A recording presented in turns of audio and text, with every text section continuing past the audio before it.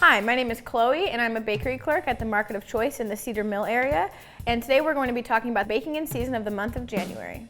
When we say baking in season, it means that we take the ingredients that are in the season of that month and we use them to create the products that we put out. In January, the focus is citrus. So we are focusing on our orange breakfast rolls, which are filled with a orange cream and topped with a creamy cream cheese frosting, and they'll be available all month long.